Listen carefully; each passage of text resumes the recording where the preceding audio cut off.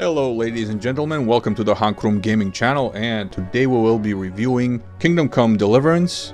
Kingdom Come Deliverance is a role-playing game produced and developed by Warhorse and published by Deep Silver, or at least with association with Deep Silver. The role-playing aspects of this game are very similar to the ones in Skyrim.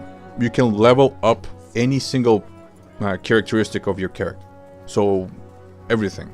Blacksmithing, alchemy, strength, agility, you don't have limits. Let's say if you level up your strength, that's not stopping you from leveling up agility. If you level up agility, it doesn't stop you from leveling up your strength. You can do it all. Now the thing that limits you is the perks that you get. There are perks per level of your main level character, main level as a character. Everything contributes to your main level. So leveling up strength or agility helps you level up your main level. Your main level perks include perks which boost your strength, agility, speech, stamina, so on, but debuff other areas. So if you want to be a strong, tough guy, you can't also be a scholar. I believe there's at least 4 perks which give you points in one place, in one characteristic, and subtract from another. But you don't have to take those perks. It will make you a balanced character. If you don't choose those perks, it will make you a jack of all trades, basically. But you will be master of none. If you take those perks, you will specialize in a specific mastery in those areas. I believe that's a great idea, and I wish more games did that. Do you like a bonus to this and a debuff to this? Or would you like to forego the bonus and have versatility? I believe that's a really good idea. And this game is actually full of good ideas. The story is amazing, the characters are great. You will have so much fun in the first 10-12 hours of the game. You will get to explore a beautiful world. You will get to learn a little bit of history. Now, I haven't checked out the accuracy of the story and the main characters, if they really existed or not. I know Venceslas existed, I know Sigismund existed, I know Cumans existed, and Tatars. But I haven't checked if the cities that are sacked by the Cumans. I don't feel good spoiling the game for you, but I haven't gotten to the end of the game. Unfortunately, I have played it for 54 hours. 54 hours of gameplay, I haven't finished the game. True, I started 2 stories. I started it twice. Mainly because I wanted my first character to be an experimental character, so I had to test everything with. And my second character was going to be my main character, basically the one that I will finish the game as, because I did like the game.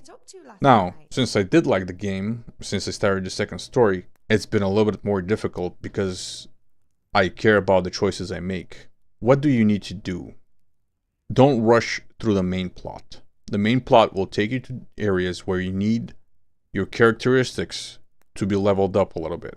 Maybe not your strength, maybe not your agility, maybe not your horse riding, but definitely your speech and your charisma, and maybe even your healing and first aid perks will have to be there. So you will, there is a level limit on every single area, but the limit is set up as such that it depends on how well you will be able to complete each activity, not quest, activity, given by certain NPCs in the world. Some quests you can fail because you're not high enough in a certain stat, so be careful when progressing through the main plot. And I would say, once you get to Ushitz, where you can train your reading as soon as possible, and then start leveling up your perks before accepting any other quests. Like speech, like your agility, like your horseback riding, your healing abilities, your scouting abilities, so on. Try to get as many perks as possible before continuing on, because Ushitz is a difficult place. It's probably the first one that has level limits, and they're not really explained, so be careful with that. All in all, the game is really good, the story is good, like I said, the characters are great. It has some bugs. It has some gameplay breaking bugs. You can get stuck on walls, and you can not on walls. You can get stuck inside doorways. Basically, you can get inside a house but not be able to get out of the house. So be careful with that. That happened to me on my first activity, actually side quest, which I had to complete for the miller. And I got stuck inside the house of the executioner. And if you get the game, you'll quickly realize which house. And I couldn't get out of the house.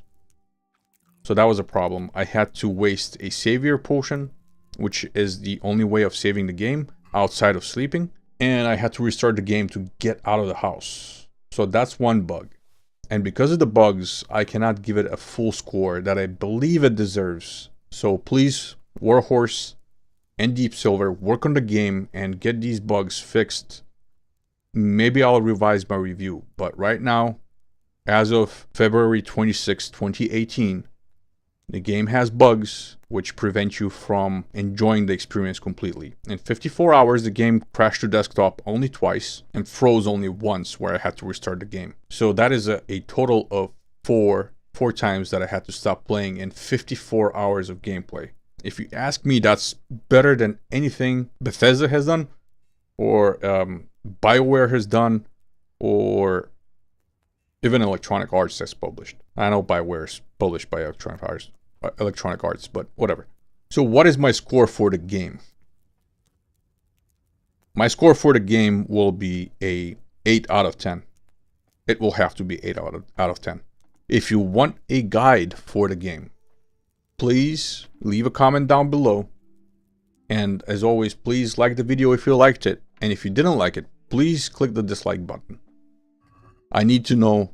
It is a valuable information for me. I will update and change my tactics and change my video formats as I see fit based on that feedback. So please leave a like or dislike.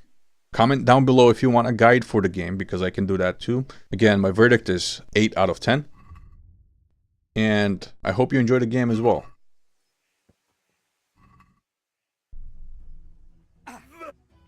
As an aside, everybody complaining about the game not having people of color in it. Now, I lived in Bulgaria for 11 years of my life, and I saw a black person once in my whole life. I've been to the beach, I've been to the center of town, I've been everywhere. I've seen a black person once, and only one black person. So I can tell you that absolute certainty that 600 years ago, black people were not that common. They could have been at the port cities where, you know, trading is going on as traders, or coastal cities, but heart of Europe, you would need 11 years to see one. People didn't travel that much, especially in Eastern Europe and Central Europe. Those are landlocked countries, and very few immigration issues would have been even issues. People who are saying this game is racist are just idiots. On massive scale idiots. Who don't know how the world works, who don't know how countries worked at the time. There were people in England who've never been to London in all their lives. And I'm talking about like people who were 60 and 70 years old, who were super elderly, were never in London their whole lives, and they lived 100 miles from London, and they never went to London. So telling me that people from Africa picked up their stuff and moved to a country which is about 2,000 miles away is just stupid. No, they wouldn't do that. They wouldn't have a reason to do that. They would die on the road by bandits, hunger, or just exhaustion before they even reached that area. The only people who traveled were traders, and they traveled to coastal cities or river crossings. And those rivers needed to have access to the ocean. And there's only one river that has an access to the ocean throughout all of the Holy Roman Empire of the time. So no, this game is not racist for not including people of color. It's just not based in a place where people of color would be prominent enough to excuse or warrant the design of people of color characters. It just doesn't warrant it. Why would you spend a month designing one character that you'll probably see once? No.